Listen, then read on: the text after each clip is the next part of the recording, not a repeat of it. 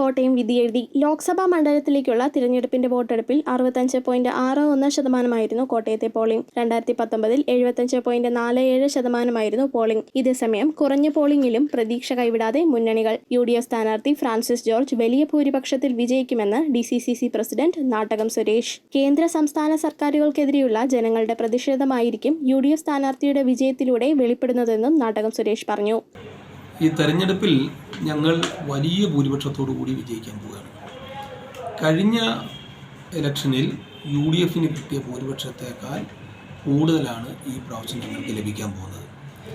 തെരഞ്ഞെടുപ്പ് പ്രവർത്തനങ്ങൾ വളരെ നല്ല നിലയിൽ ചിട്ടയായ തെരഞ്ഞെടുപ്പ് പ്രവർത്തനങ്ങൾ ഈ തെരഞ്ഞെടുപ്പിൽ ഞങ്ങൾ നടത്തിയുണ്ടായി. എല്ലാവരും ഐക്യത്തോടു കൂടി ഒറ്റക്കെട്ടായിട്ട് നിന്നുകൊണ്ടാണ് ഈ തെരഞ്ഞെടുപ്പിൽ പ്രവർത്തിച്ചത്. കേന്ദ്ര സംസ്ഥാന സർക്കാരുകൾക്കെതിരായിട്ടുള്ള വലിയ ജനവികാരമാണ് ഈ തെരഞ്ഞെടുപ്പിൽ നമ്മൾ കണ്ടത്. സിറ്റിംഗ് MP-യായ തോമസ് ചാഴിക്കാടൻ മണ്ഡലം നിലനിർത്തുമെന്ന് NCP ദേശീയ നിർവാഹക സമിതി അംഗം PK ആനന്ദക്കുട്ടൻ പറഞ്ഞു. തോമസ് ചാഴിക്കാടൻ നടത്തിയ വികസന പ്രവർത്തനങ്ങളുടെ നേർസാക്ഷ്യമാകും വിജയമെന്നും ആനന്ദക്കുട്ടൻ പറഞ്ഞു.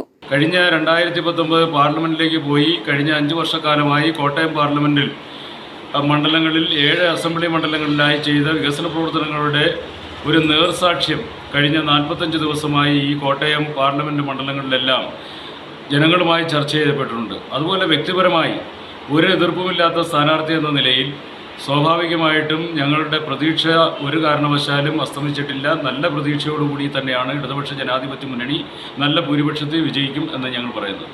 മണ്ഡലത്തിൽ NDA സ്ഥാനാർത്ഥി തുഷാർ വെള്ളാപ്പള്ളി അട്ടിമറി വിജയം നേടുമെന്ന് BJP പ്രതിനിധി TN ഹരികുമാർ പറഞ്ഞു. തുഷാറിന് ലഭിക്കുന്ന സാമുദായികമായിട്ടുള്ള പരിഗണനകളും നരേന്ദ്രമോദിയുടെ കഴിഞ്ഞ 10 വർഷക്കാലത്തെ വികസന നേട്ടങ്ങളും കൂട്ടി വായിക്കുമ്പോൾ കോട്ടയം പാർലമെൻറ്റ് മണ്ഡലത്തിൽ അട്ടിമറി വിജയം അത് NDAക്കുണ്ടാകും. കോട്ടയത്തു നിന്നും ശ്രീ തുഷാർ വെള്ളാപ്പള്ളി തിരഞ്ഞെടുക്കപ്പെടും. അദ്ദേഹം കേന്ദ്രത്തിൽ ക്യാബിനറ്റ് മന്ത്രിയായി തിരിച്ചു വരുമെന്നുള്ളതാണ് ഞങ്ങളുടെ പ്രതീക്ഷയും പ്രത്യാശയും.